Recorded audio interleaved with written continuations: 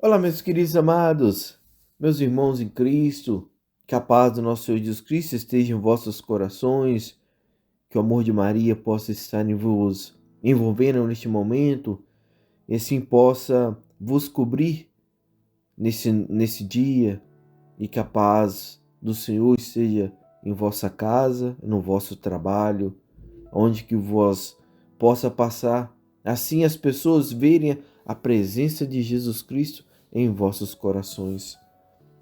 Temos algo que nos leva à curiosidade. A curiosidade ele é um defeito que destrói o fruto da temperança, o fruto da caridade. A curiosidade é algo bom, mas a sua parte que é abusiva nos leva a algo diferente. Nós sabemos que a curiosidade é uma condição em que nós buscamos o conhecimento, buscamos informações sobre tudo que nos atrai, que vemos como interesse ou como algo relevante para cada um de nós. Afinal, ninguém nasce com uma biblioteca na cabeça. Assim, a curiosidade é sempre uma busca do conhecer. E tudo que sabemos hoje foi por motivo das perguntas que nós mesmos formulamos em nossas mentes. Assim, um santo da Igreja Católica, Santo Tomás de Aquino, ele distingue a confiança, essa curiosidade em duas formas. Ele diz que o curioso, ele é uma pessoa que diz respeito ao conhecimento intelectual, e outra que toca no conhecimento sensitivo, pois o sensitivo é um conhecimento natural que nos leva a esclarecer as dúvidas. Mas depois que o pecado original entrou, essas tais coisas elas podem facilmente se converter em coisas supérfluas e até prejudicial para a nossa alma. A gente podemos ter um exemplo, um olhar indiferente que excita a, a concupiscência. Neste caso, a curiosidade ela se transforma-se no vício, pois ela penetra no conhecimento para perturbá-lo.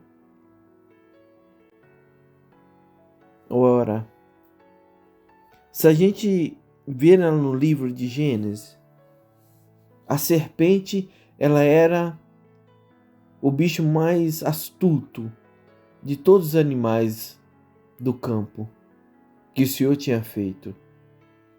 Mas ele disse à mulher, assim que Deus disse, não comereis de toda a árvore do jardim? Olha, se a gente observarmos, vemos que o diabo ele atiçou a curiosidade da mulher. Tem coisa que não vale a pena conhecer, mas principalmente se sabemos que é ruim. A vida deles era maravilhosa lá no Jardim do Éden.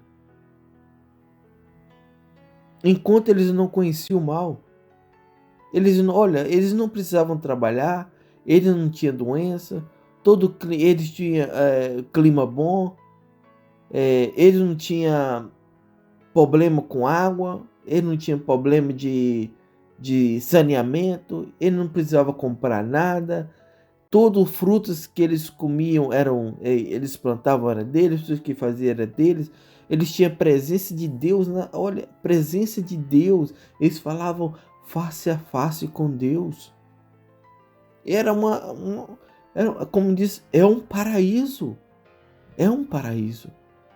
Imagina a beleza do Jardim do Éden. Imagina essa beleza. Que coisa extraordinária, que coisa maravilhosa que poderia ser. Mas a tentação do conhecer essa tentação da curiosidade levou a cometer um pecado. E após o pecado cometido, eles começaram a ver as traições. Começaram a ver traição. Tudo para eles era algo totalmente diferente. O homem, quando ou a mulher, ela tem o seu esposo ou tem a sua esposa. Quando passa a mulher, quando passa o homem, eles olham com um olhar de cobiça. Eles começam a roubar, eles começam a furtar, começam a fofocar, a intrigar, a ter tantas cobiças de um do outro. A curiosidade é um apetite desordenado de saber coisas inúteis e prejudiciais, dando origem a uma multidão de desordens na nossa alma. Isso tudo se nós levarmos para o excesso. Sabemos que o conhecimento é necessário para a nossa vida, sabemos que o conhecimento é necessário para nós termos um bom trabalho, para nós termos um bom local, para nós podermos levar para alimento para a nossa casa. Se temos conhecimento do perigo, se nós temos conhecimento, é necessário. Mas o abuso é que ele é o prejudicial. Muitas vezes nós preocupamos com o saber das coisas, colocamos essas coisas do saber dentro da nossa casa, no centro da nossa vida, como isso nós fazemos isso é o primeiro, e com isso a gente coloca Deus de escanteio. É o pior ato do curioso, é quando coloca Deus de escanteio. Jesus, ele é o centro da nossa vida. Cristo é o Salvador. Não é o mundo. O mundo não vai dar a nós para nada. Quem nos dá tudo é Cristo. O conhecimento, a nossa mente, a inteligência, a sabedoria é de Deus, não é nossa. Deus nos fala da seguinte forma, como falou com Cristo: de Deus viemos e para eles nós iremos voltar. Então, do que adianta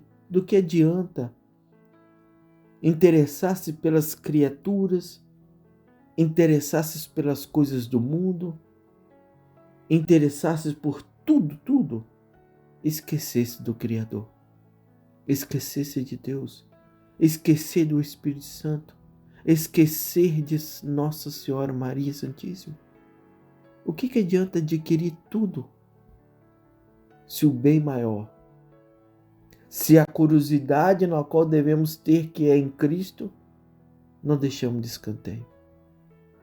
Assim, amados, queremos agradecer a cada um de vocês que sempre estão conosco, nos ajudando com as leituras, com as reflexões, e assim permaneça conosco.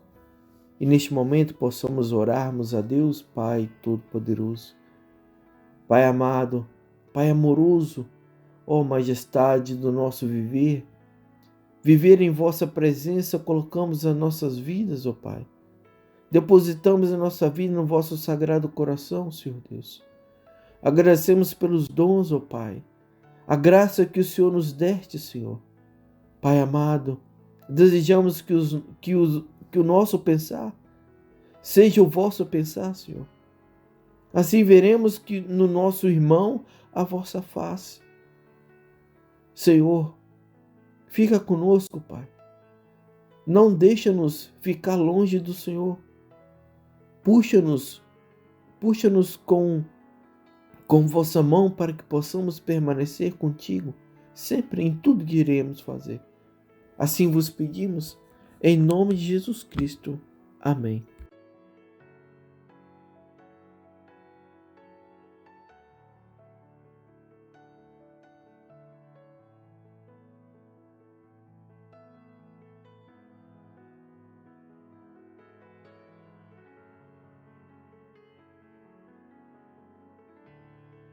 Primeira leitura. Leitura do livro de Tobias. Naqueles dias, Tobit chamou Tobias, seu filho, e disse-lhe: Filho, paguemos o salário ao homem que viajou contigo, acrescentando-lhe uma gratificação. Tobias chamou, pois, o anjo e disse-lhe: Recebe como salário a metade de tudo o que trouxestes ao voltar, e vai em paz. Então Rafael chamou os dois à parte e disse-lhes: Bendizei a Deus e dai-lhe graças diante de todos os viventes pelos benefícios que vos concedeu. Bendizei e cantai o seu nome, manifestai a todos os homens as obras de Deus. Como é justo, não hesiteis em expressar-lhe o vosso reconhecimento. Se é bom guardar o segredo do rei, é justo revelar e publicar as obras de Deus. Fazei o bem, e o mal não vos atingirá. É valiosa a oração com o jejum e a esmola com a justiça. Melhor pouco com justiça do que muito com iniquidade. Melhor é dar esmola do que acumular tesouros. A esmola livre da morte e purifica de todo pecado.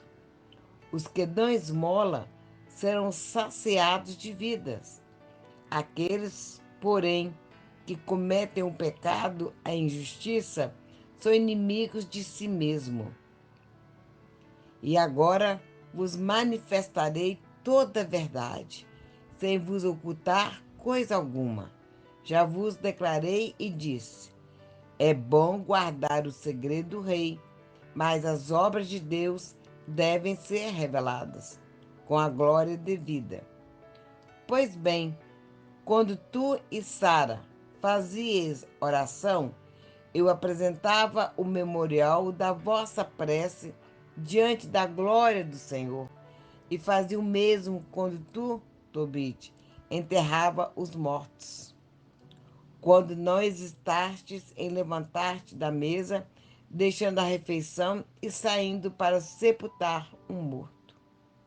Fui enviado a ti para te pôr à prova, mas Deus enviou-me também para te curar, a ti e a Sara, tua nora. Eu sou Rafael, um dos 7 anjos que permanece diante da glória do Senhor e tem acesso à sua presença. Agora, bendizei o Senhor sobre a terra e dai graças a Deus. Eis que subo para junto de quem me enviou. Escrevi tudo o que vos aconteceu. E o anjo desapareceu. Palavra do Senhor. Graças a Deus. Salmo responsorial. Salmo 13. Bendito seja Deus que vive eternamente. Bendito seja Deus que vive eternamente. Porque vos castigais e salvais, fazeis descer aos abismos da terra, e de lá nos trazeis novamente de vossa mão, nada pode escapar. Bendigos seja Deus que vive eternamente. Compreendei o que fez para nós. Dá-lhe graça com todo respeito. Vossas obras celebrem a Deus e exaltem o Rei sempre eterno. Bendito seja Deus que vive eternamente. Eu desejo de toda a minha alma alegrar-me em Deus, Rei dos céus. Bendito seja Deus que vive eternamente. Bendizei o Senhor, seus eleitos, fazei festa e alegres louvai-o. Bendito seja Deus que vive eternamente. O Senhor esteja convosco, Ele está no meio de nós. Proclamação do Evangelho de Jesus Cristo segundo Marcos. Glória a vós, Senhor. Naquele tempo, Jesus dizia no seu ensinamento à multidão: Tomai cuidado com os doutores da lei. Eles gostam de andar com roupas vistosas, de ser cumprimentados nas praças públicas Gostam das primeiras cadeiras nas sinagogas e dos melhores lugares nos banquetes. Eles devoram as casas das viúvas, fingindo fazer longas orações. Por isso, eles receberam pior condenação. Jesus estava sentado no templo diante do cofre das esmolas e observava como a multidão depositava suas moedas no cofre. Muitos ricos depositavam grandes quantias. Então chegou uma pobre viúva que lhe deu 2 pequenas moedas que não valia quase nada. Jesus chamou os discípulos e disse: "É verdade, vos digo, esta pobre viúva deu mais do que todos os outros que ofertaram esmola.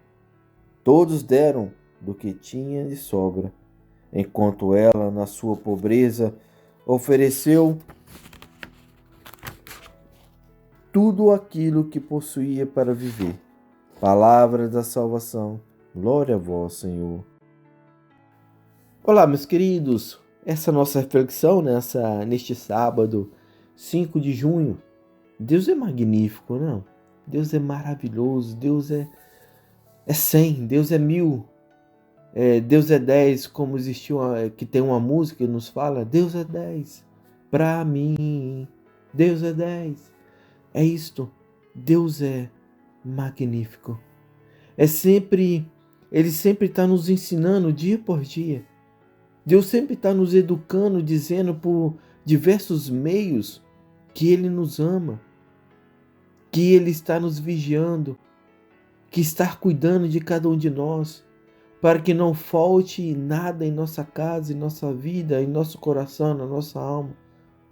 E que quando caímos, e quando nós falhamos, e quando nós não mais vemos a luz, Deus está lá, com o medicamento do amor, para nos curar, para nos levantar, para nos purificar. Dizendo: sacode a poeira, levanta-te, sacode a poeira, vem até a mim, estica o teu braço, pega minha mão. E isso, na nossa primeira leitura, nos esclarece como Deus nos ajuda por meio da adoração, pelo meio do louvor, pelo meio da adoração, pelo meio das orações, pelo meio de jejum, ao pagar o dízimo, de sermos corretos, de darmos esmola ao nosso irmão. No versículo no 6 e ao versículo 12, tantas coisas lindas. E assim, no versículo 6 nos diz: então Rafael chamou os 2 à parte e disse-lhe: bendizei a Deus e dai-lhe graças diante de todos os viventes, pelos benefícios que vos concedeu. Bendizei e cantai o seu nome, manifestai a todos os homens as obras de Deus, como é justo, e não existem em espalhar o vosso reconhecimento.